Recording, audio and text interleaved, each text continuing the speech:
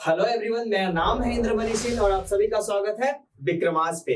Friends, today we are going to do very important task. What you want to say? If you are I would like to say you कि today you are going to start और experiment kind of things की how to motivate ourselves to do work, how to energize entire day, and how to concentrate on a single point. Okay, my friends, so let's start today's session where we are going to understand the psychology of the human beings, where we create a lots of mess, and mess creates a lots of disappointment. So first we are going to discuss about 10 tips that developed a great focus. You know, in various century, इतनी सदियों में जितने ही महान लोग हुए हैं, चाहे वो जो भी रहे हो, महात्मा बुद्ध से लेकर हमारे मौजूदा प्रधानमंत्री नरेंद्र मोदी तक, या फिर भगवान महावीर से लेकर महात्मा गांधी तक, इन सभी ने एक चीज को जरूर फॉलो किया है। वह क्या है? वह यह है कि उनका फोकस काफी ज्यादा सिंगल पॉइंटेड था। मतलब कि उनका जो फोकस का एपी सेंटर था वो काफी ज्यादा क्लियर था और वो डिस्ट्रैक्टेड नहीं होते थे। आपको क्या लगता है कि जब हम प्रिपरेशन के टाइम पे आते हैं या फिर जब हम किसी और काम को करते हैं तो पुल लेगिंग, मतलब कि पैर खींचना सिर्फ हमारा ही होता है? हर किसी का हुआ होगा। आप याद कीजिए, Mahatma Gandhi was a barrister and he completed his education from where? England. And he completed his internship from South Africa. आज के टाइम पे जिसे हम इंटर्नशिप बोलते हैं, उस टाइम पे इसे प्रैक्टिस बोलते थे। और वो प्रैक्टिस के बाद उन्होंने साउथ अफ्रीका में, उनको जो पहला केस मिला था, उन्होंने साउथ अफ्रीका से इसकी शुरुआत की थी अपनी कैरियर की। उसके बाद वो पॉलिटिक्स में आ गए और अपनी आत्मकथा में वो लिखते हैं, जो उनकी आत्मकथा है, बायोग्राफी है, उसमें वो बताते हैं कि मेरे बड़े भाई ने बोला कि तुमने हमारे साथ गद्दारी की है। ऐसा क्यों बोला उनके बड़े भाई ने? जस्ट बिकॉज ऑफ कि उन्होंने क्या किया कि इंग्लैंड पढ़ाने को भेजा, कर्जे लेकर पढ़ाने को भेजा, ऐसा ही मेंशन है उनके आत्मकथा में। और वो सबसे आई थिंक सबसे छोटे भाई थे अपने 4-5 भाइयों में। और उनके पिताजी की डेथ बहुत ही यंग एज में हो गई थी। हालांकि वो दीवान थे, क्लर्क थे, लेकिन उनके भाइयों ने उनकी पढ़ाई कंटिन्यू रखी और उनको इंग्लैंड भेजा पढ़ने के लिए। वहां से वो लॉ की डिग्री लेकर आते हैं, फिर साउथ अफ्रीका जाते हैं, फिर वहां उनको चस्का लग जाता है पॉलिटिक्स का, और वहां से फिर उनकी सत्याग्रह की लड़ाई शुरू होती है और वो इंडिया लौटते हैं। इंडिया लौटते ही बॉम्बे अधिवेशन में पार्टिसिपेट करते हैं कांग्रेस के। उसके बाद उनके जो पॉलिटिकल गुरु जिसको बोलते हैं गोपाल कृष्ण गोखले, वो बोलते हैं कि पहले तुम पूरे देश का भ्रमण करो, पहले ग्राउंड रियलिटी को समझो कि हमारे देश के जो सिटीजन्स हैं वो किस तरह के प्रॉब्लम को फेस कर रहे हैं, उसके बाद तुम एक्टिव पॉलिटिक्स में आओ। फिर उसके बाद वो 2 साल 1915 में वो आ गए थे इंडिया में, 10 जनवरी 1915 को। इसलिए 10 जनवरी को हम मनाते हैं एनआरआई डेज। एनआरआई डे नहीं, मतलब हाँ वही उसी काइंड ऑफ डे मनाते हैं हम 10 जनवरी को। उसके बाद वो 2 साल तक लगातार घूमते रहे और 1917 में उन्होंने अपना पहला सत्याग्रह लॉन्च किया इंडिया के अंदर में पहला सत्याग्रह लॉन्च किया, जिसको कि हम बोलते हैं Champaran Satyagraha. Champaran is the place इन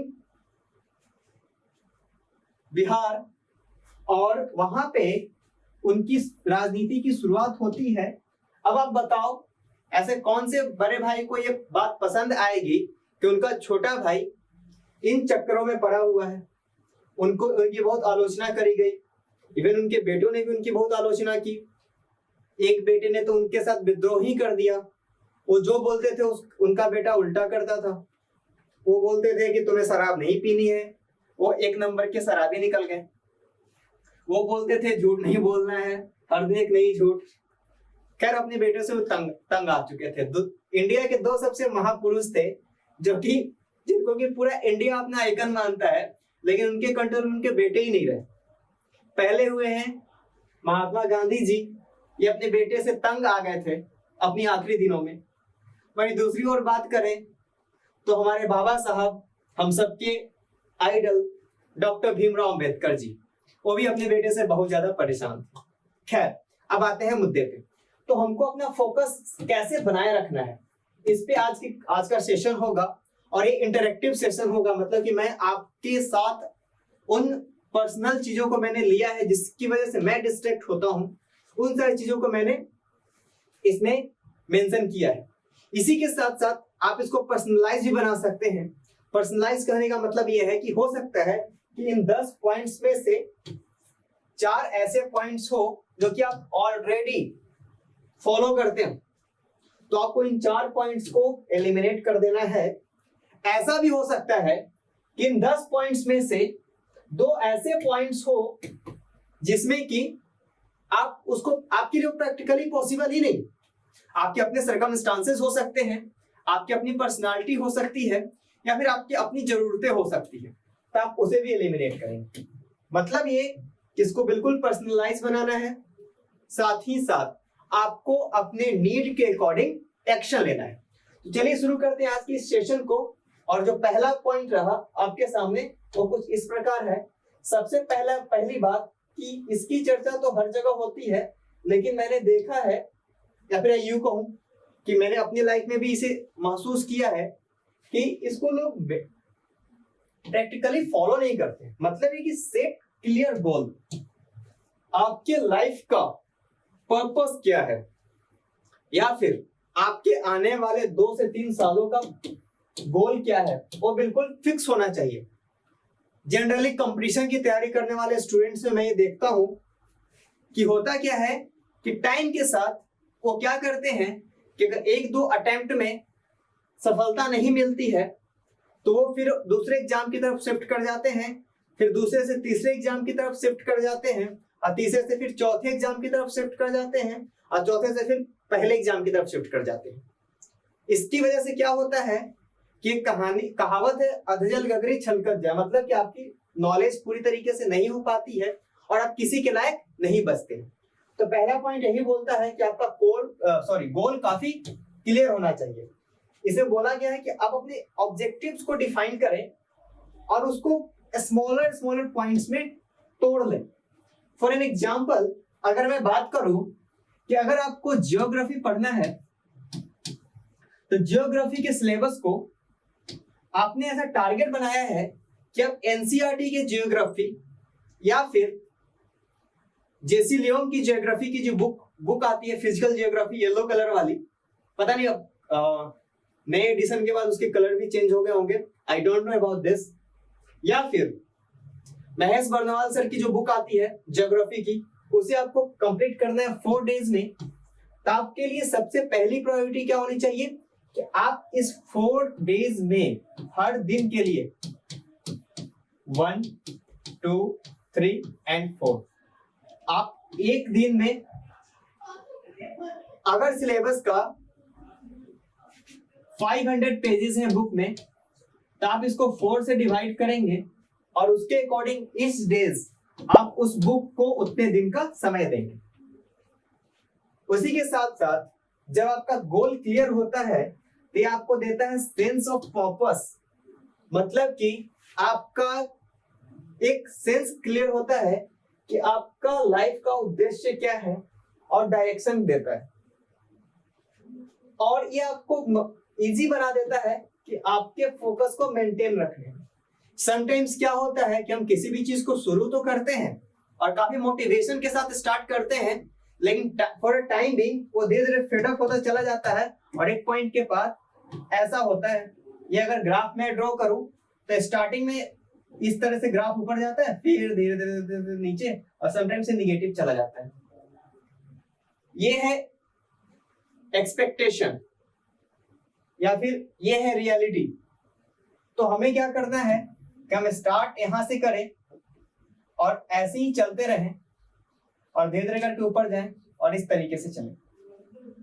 ये है प्रैक्टिकल चीजें, प्रैक्टिकली हम कैसे इसको फॉलो करेंगे।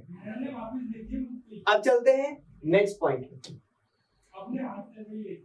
नेक्स्ट पॉइंट ये बोलता है कि हमारे टास्क को हमें प्रायोरिटाइज करना होगा। अब टास्क को कैसे प्रायोरिटाइज करेंगे? टास्क को प्राथमिकता देने के लिए हमें सबसे पहले समझना होगा कि सबसे ज्यादा इंपॉर्टेंट क्या है, उसको हम सबसे ऊपर रखेंगे और उसके साथ साथ उससे जो smaller smaller smaller smaller parts को नीचे रखते जाएंगे। मैनेजमेंट में एक बहुत अच्छी बात कही जाती है, ईट दैट फ्रॉग। मतलब ये यहाँ कोई मेढक नहीं खाना है। एक बुक भी है ईट दैट फ्रॉग, मैं शायद उस राइटर का नाम भूल रहा हूं। ईट दैट फ्रॉग में उन्होंने बहुत ही अच्छा कॉन्सेप्ट दिया है कि अगर आपको फ्रॉग और केक एक साथ खाने को मिले तो आपको पहले क्या खाना चाहिए, फ्रॉग या फिर केक? तो राइटर बताते हैं कि आपको फ्रॉग खा लेना चाहिए। जैसे ही आपके मुंह का टेस्ट खराब हो आप तुरंत केक खाइए और उसको बैलेंस कर लीजिए। मतलब ये कि सबसे टफेस्ट टास्क को ऊपर रखिए, उसके बाद उससे छोटा टास्क छोटा टास्क छोटा टास्क। ये होता है प्रायोरिटाइज करना चीजों को। अब चलते हैं नेक्स्ट स्लाइड में। यहां आपको मिलेगा कि डिस्ट्रैक्शन आज के टाइम पे one of the most discussed terms I think of the world. पूरी दुनिया में वैश्विक स्तर पे जिस टर्म की सबसे ज्यादा चर्चा होती है वह है डिस्ट्रैक्शन।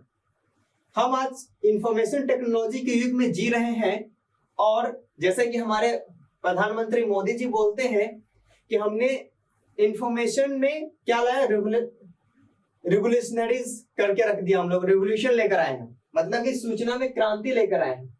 इसका कुछ निगेटिव इंपैक्ट भी पड़ते हैं हम पे, और निगेटिव इंपैक्ट ये है कि आजकल हर कोई डिस्ट्रैक्टेड है। Everyone is distracted, even older age person as well. मैं आपको बताऊं कि आजकल लोगों का अटेंशन स्पैन इतना कम हो चुका है कि अटेंशन स्पैन कम होने की वजह से लोगों का फोकस किसी एक काम पे नहीं बन पा रहा है। बिकॉज अगर मैं सोशल मीडिया की ही बात करूं तो अगर कोई पर्सन व्हाट्सएप यूज कर रहा है तो अगले ही 2 मिनट के बाद इंस्टाग्राम पे जाता है, फिर फेसबुक, फिर ट्विटर, फिर यूट्यूब, फिर ऐसे पता नहीं कितने सारे एप्स। वही चीज पढ़ाई में भी हो रहा है कि अगर आप एक सब्जेक्ट को पढ़ रहे हैं 2 मिनट के बाद आपको लगता है कि नहीं भाई दूसरा सब्जेक्ट भी काफी इंपॉर्टेंट है और आप दूसरे सब्जेक्ट की तरफ शिफ्ट कर जा रहे हैं। तो आपको सबसे पहले डिस्ट्रैक्शन से दूर होना होगा और उसका एक ही तरीका है कि इसको तो पूरी तरीके से खत्म नहीं कर सकते, आप इसको मिनिमाइज कर सकते हैं। इसके लिए क्या करना होगा कि आपका जो वर्क स्पेस है या फिर आपका जो स्टडी टेबल है या फिर स्टडी रूम है उसको आप इस तरीके से मैनेज करके रखो कि आप वहां पे मिनिमम से ऐसी चीजें रखो जो कि आपको डिस्ट्रैक्शन प्रोड्यूस करता है। मतलब ये कि अगर कुछ नोटिफिकेशंस बंद कर रख सकते हो अपने मोबाइल का, और आज के टाइम पे ये कहना तो बिल्कुल सही बात नहीं है कि आपको बहुत ज्यादा इन चीजों से दूर नहीं रह सकते, तो अननेसेसरी टैब्स को बंद करके रखेंगे अपने लैपटॉप्स में या फिर अपने फोन में। And keep your work space organized. अपने वर्क स्पेस को या फिर अपने पढ़ाई के कमरे को काफी ज्यादा ऑर्गेनाइज्ड रखेंगे। चीजों को बिखरा बिखरा नहीं रख सकते क्योंकि इससे भी इंसान का अटेंशन स्पैन कम होता है। अब चलते हैं चौथे पॉइंट की ओर। यहाँ पे एक बहुत ही अच्छी टेक्निक की बात की गई है जिसको बोलते हैं पोमोडोरो टेक्निक। इसमें क्या होता है कि आप अपने काम को या फिर आप अपने काम के तरीके को अलग अलग मिनट्स या फिर घंटे में बांट लीजिए। आप इसके लिए एक और काम कर सकते हैं, आप अपने मोबाइल फोन में स्टॉप वॉच लगा सकते हैं। और स्टॉप वॉच कैसे लगाएंगे मैं आपको बताता हूं। सबसे पहले आपको ये करना है कि आप देखें अपने आप को कि आप क्या 45 मिनट तक लगातार बैठ के पढ़ाई कर सकते हैं, क्योंकि आइडियल सिचुएशन तो यही है। इंसान का जो माइंड है एक बार में 45 मिनट्स के बाद चीजों को रिटेन करना बंद कर देता है। इंसान की रिटेंशन कैपेसिटी कम होने लगती है टाइम के साथ। लेकिन अगर आप 45 मिनट तक नहीं कर सकते, बहुत से रिसर्च में ये बात सामने आई है, तो आपको 30 मिनट्स तो जरूर अपने मोबाइल में स्टॉप वॉच लगाना चाहिए। आप 30 मिनट्स तक सिर्फ और सिर्फ पढ़ाई करें। अगर आपको कुछ और करने का मन भी करेगा तो आपके सामने एक चीज क्लियर रहेगा कि आपको किसी भी हाल में 30 मिनट तक तो बैठे ही रहना है, चाहे कुछ भी हो जाए। उसके बाद आप 5 से 10 मिनट का ब्रेक लें और फिर काम को पूरा करें, फिर 30 मिनट्स के स्लैब में चले जाएं। अब आप देखेंगे कि अगर आप 1 से लेकर 3 आवर्स, मतलब कि 1 o'clock से 3 o'clock तक अगर आप पढ़ाई करते हैं, इस 3 आवर्स में आपने इसको 30 मिनट्स के कितने टुकड़ों में बांट लिया? 6 टुकड़ों में, 6 टुकड़ों में बांटा। और आपके इस 5 मिनट्स जो गए, मान लो 10 मिनट भी गए, कुल मिला के 60 मिनट आपके इसमें वेस्ट हुए। यानी कि आपने 2 घंटे कुल अच्छे से पढ़ाई की हुई, काफी कंसंट्रेटेड होकर। और एक और बात काफी क्लियर है कि अगर आप 2 घंटे कंसंट्रेटेड और फोकस पढ़ाई करते हैं या फिर कोई और काम करते हैं, तो ये आपके 2.5 घंटे के बराबर है या फिर 3 घंटे के बराबर है। तो ये पोमोडोरो टेक्निक है जिसको कि आप अप्लाई करें अपने पढ़ाई के दौरान। अब चलते हैं नेक्स्ट स्लाइड के ऊपर, जहां पे प्रैक्टिस माइंडफुलनेस एंड मेडिटेशन। आजकल इसकी बात हर जगह पे हो रही है। मतलब कि आप जो भी काम करें बिल्कुल होशो हवास में करें। जैसा कि आचार्य रजनीश, जिनको कि हम ओशो के नाम से भी जानते हैं, वो तो इवन यहां भी इतना तक बोलते थे कि अगर आप सो भी रहे हैं तो आप होश में सोएं। और उन्होंने बहुत ही अच्छा भगवान महावीर का उदाहरण देते हुए इसे स्पष्ट किया है कि अगर आप एक समय में एक काम को कर रहे हैं तो ये आपकी एफिशिएंसी के साथ साथ आपके काम करने की स्पिरिट को भी बढ़ाता है।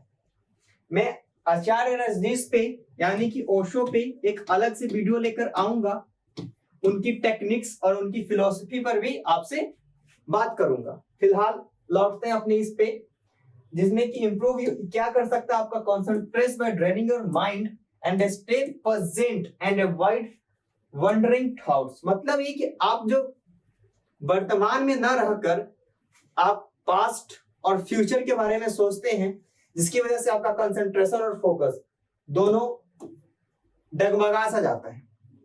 अब चलते हैं नेक्स्ट स्लाइड के ऊपर। Single tasking.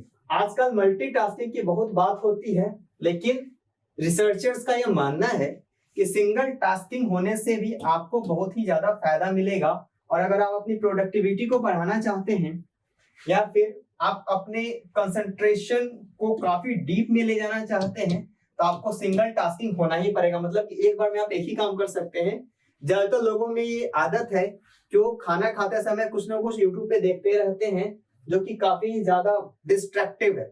आप खाना को खाएं या फिर यूट्यूब देखें, दोनों में से कोई एक काम कर लें। Specific time block. इसका यह मतलब हुआ कि अगर आप किसी काम को कर रहे हैं तो उस काम के लिए आप एक लिमिटेड टाइम को बांध दें, सर्टेन टाइम को आप फिक्स कर ले। मतलब ये कि अगर आपको कोई काम है जो कि 2 घंटे में होना है, आपको ऐसा लगता है, आप उसके लिए 2.5 आवर्स फिक्स कर दें कि आप 4 to 6:30 आप सिर्फ और सिर्फ इसी काम को करेंगे और किसी काम को नहीं करेंगे। आप ये समय इसी काम में देंगे, चाहे ये काम 5:15 में ही क्यों ना हो जाए। इससे क्या होता है कि आप काफी कंसंट्रेटेड होके और काफी इफिशिएंटली काम को करते हैं और काफी ज्यादा फोकस्ड होते हैं।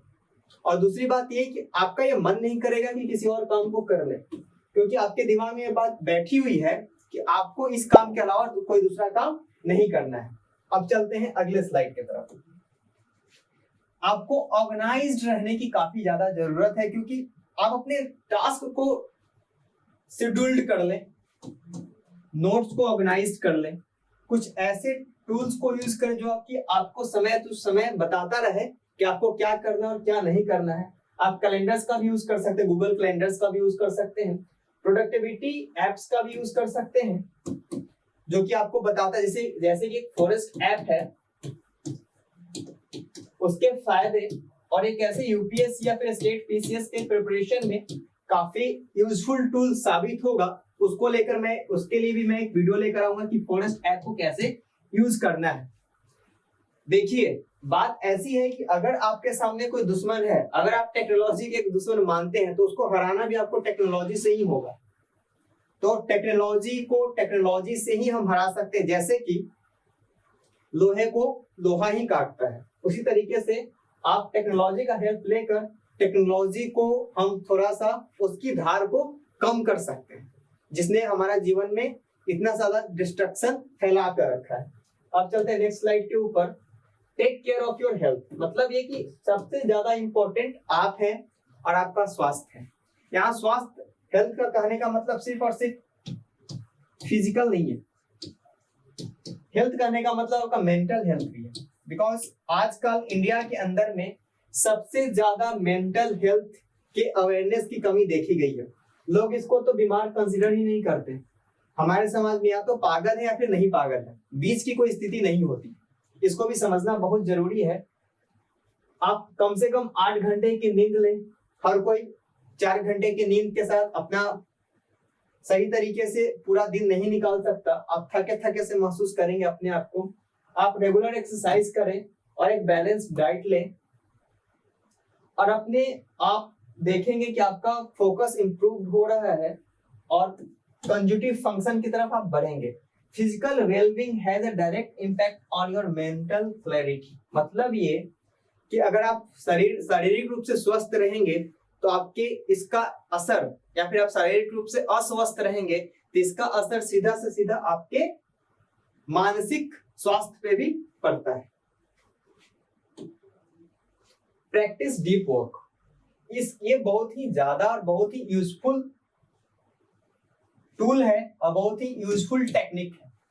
इसको एक साइकाइट्रिस्ट थे जिनका नाम था न्यूपोर्ट, उन्होंने इसको पॉपुलराइज किया था और उन्होंने बोला था कि किसी भी काम को एक खास पीरियड के लिए हम उसको करते हैं अनइंटरप्टेड वर्क को।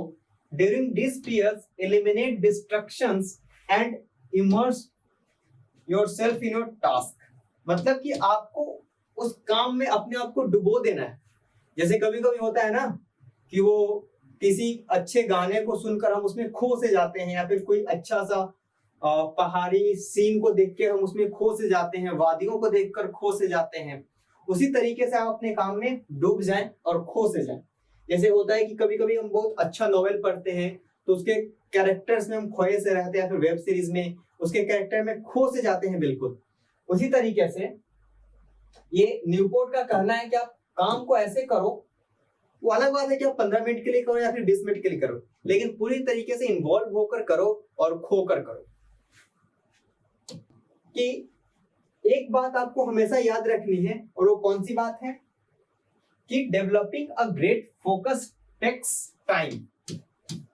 आप अगर 24-25 साल की बिगड़ी हुई आदत है और आपकी एक्सपेक्टेशन है कि 2 दिनों में ठीक हो जाएगी, तो ऐसी बात नहीं है। इसमें टाइम लगता है और आपको कंसिस्टेंट होना पड़ता है। आप जल्दी हिम्मत ना हारें कि 5 दिन से मैं ट्राई कर रहा हूं और चीजें वर्क नहीं कर रही है मेरे अकॉर्डिंग, तो ऐसा भी नहीं हो, टाइम लगेगा। आपको इसको कंसिस्टेंट एफर्ट के साथ इसको लगातार करते रहना पड़ेगा। Experiment with this tips to find the strategy. जितने टिप्स दिए गए हैं उसके साथ आप एक्सपेरिमेंट करें और कुछ ना कुछ स्ट्रेटजी निकालें कि ये आपके लिए कैसे बेस्ट हो सकता है, और एडप्ट करें। कैसे एडप्ट करना है? आंख मूंद के एडप्ट नहीं करना है, आपको इसको एडप्ट करना है पर्सनल प्रेफरेंसेस के आधार पे और सर्कमस्टांसेस के आधार पे। तो आपको इन सारी चीजों का ख्याल रखना है कि किसी ने कह दिया कि ये कर लो तो ये कर नहीं लेना है, क्या आपके लिए सुटेबल है या फिर नहीं है। इन चीजों को आपको ख्याल रखना ही होगा। तो फ्रेंड्स, आज तक का ये सेशन था जिसमें कि हम लोगों ने ये जाना कि कैसे अपने आप को फोकस रख सकते हैं और किस तरीके से अपने आप को कंसंट्रेटेड रख सकते हैं अपने काम पे। तो ये आज का ये लेक्चर बोल लो, सेशन बोल लो, यही समाप्त हुआ। और आप अपना खूब ख्याल रखें। अब मिलते हैं अगले लेक्चर में। Thank you very much.